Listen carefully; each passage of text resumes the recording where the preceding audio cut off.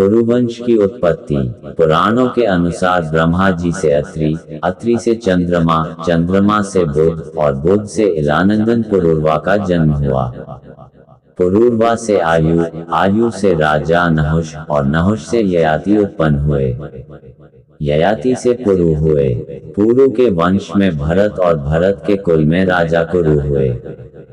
कुरु के वंश में शांतनु का जन्म हुआ। शांतनु से गंगानंदन भीष्म उत्पन्न हुए। उनके दो छोटे भाई और थे चित्रांगद और विचित्रवीर्य। ये शांतनु से सत्यवती के गर्भ से उत्पन्न हुए थे। शांतनु के स्वर्गलोक चले जाने पर भीष्म ने अविवाहित रहकर अपने भाई विचित्रवीर्य के राज्य का पालन किया। भीष्म महाभारत के प्रमुख पात्रों में से एक हैं। ये महाराजा शांतनु के पुत्र थे। अपने पिता को दिए गए वचन के कारण इन्होंने आजीवन ब्रह्मचर्य का व्रत लिया था। इन्हें इच्छा मृत्यु का वरदान प्राप्त था। एक बार हस्तिनापुर नरेश दुष्यंत आखेट खेलने वन में गए। जिस वन में वे शिकार के लिए गए थे उसी वन में कण्व ऋषि का आश्रम था। कण्व ऋषि के दर्शन करने के लिए महाराज दुष्यंत उनके आश्रम पहुंच गए। पुकार लगाने पर एक अति लावण्यमयी कन्या ने आश्रम से निकलकर कहा, हे राजन, महर्षि तो तीर्थ यात्रा पर गए हैं, किंतु आपका इस आश्रम में स्वागत है। उस कन्या को देखकर महाराज दुष्यंत ने पूछा, बालिके आप कौन हैं? बालिका ने कहा, मेरा नाम शकुंतला है और मैं कण्व ऋषि की पुत्री हूँ। उस कन्या की बात सुनकर महाराज दुष्यंत आश्चर्यचकित होकर बोले, महर्षि तो आजन्म ब्रह्मचारी हैं, फिर आप उनकी पुत्री कैसे हैं? उनके इस प्रश्न के उत्तर में शकुंतला ने कहा, वास्तव में मेरे माता पिता मेनका और विश्वामित्र हैं। मेरी माता ने मेरे जन्म होते ही मुझे वन में छोड़ दिया था, जहाँ पर शकुंत नामक पक्षी ने मेरी रक्षा की, इसीलिए मेरा नाम शकुंतला पड़ा। उसके बाद कण्व ऋषि की दृष्टि मुझ पर पड़ी और वे मुझे अपने आश्रम में ले आए। उन्होंने ही मेरा भरण पोषण किया। जन्म देने वाला, पोषण करने वाला तथा अन्न देने वाला, ये तीनों ही पिता कहे जाते हैं। इस प्रकार कण्व ऋषि मेरे पिता हुए। शकुंतला के वचनों को सुनकर महाराज दुष्यंत ने कहा, शकुंतले, तुम क्षत्रिय कन्या हो। यदि तुम्हें किसी प्रकार की आपत्ति न हो तो मैं तुमसे विवाह करना चाहता हूँ। शकुंतला भी महाराज दुष्यंत पर मोहित हो चुकी थी, अतः उसने अपनी स्वीकृति प्रदान कर दी। दोनों ने गंधर्व विवाह कर लिया। कुछ काल महाराज दुष्यंत ने शकुंतला के साथ विहार करते हुए वन में ही व्यतीत किया। फिर एक दिन वे शकुंतला से बोले, प्रियतमे, मुझे अब अपना राजकार्य देखने के लिए हस्तिनापुर प्रस्थान करना होगा। महर्षि कण्व के तीर्थ यात्रा से लौट आने पर मैं तुम्हें यहाँ से विदा कराकर अपने राजभवन में ले जाऊंगा। इतना कहकर महाराज ने शकुंतला को अपने प्रेम के प्रतीक के रूप में अपनी स्वर्ण मुद्रिका दी और हस्तिनापुर चले गए। एक दिन उसके आश्रम में दुर्वासा ऋषि पधारे। महाराज दुष्यंत के विरह में लीन होने के कारण शकुंतला को उनके आगमन का ज्ञान भी नहीं हुआ और उसने दुर्वासा ऋषि का यथोचित स्वागत सत्कार नहीं किया।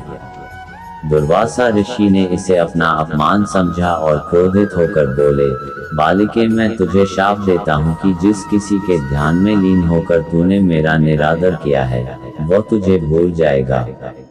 दुर्वासा ऋषि के शाप को सुनकर शकुंतला का ध्यान टूटा और वह उनके चरणों में गिरकर क्षमा प्रार्थना करने लगी।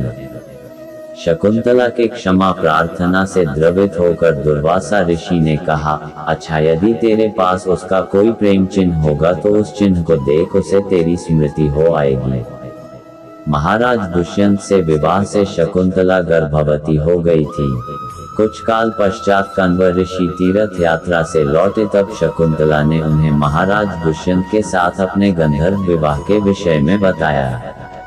इस पर महर्षि कण्व ने कहा, पुत्री, विवाहित कन्या का पिता के घर में रहना उचित नहीं है। अब तेरे पति का घर ही तेरा घर है। इतना कहकर महर्षि ने शकुंतला को अपने शिष्यों के साथ हस्तिनापुर भिजवा दिया। मार्ग में एक सरोवर में आचमन करते समय महाराज दुष्यंत की दी हुई शकुंतला की अंगूठी, जो कि प्रेम चिन्ह थी, सरोवर में ही गिर गई। उस अंगूठी को एक मछली निगल गई।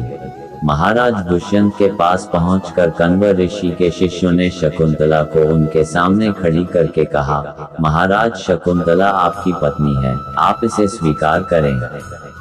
महाराज तो दुर्वासा ऋषि के शाप के कारण शकुंतला को विस्मृत कर चुके थे, अतः उन्होंने शकुंतला को स्वीकार नहीं किया और उस पर कुर्ता होने का लांछन लगाने लगे।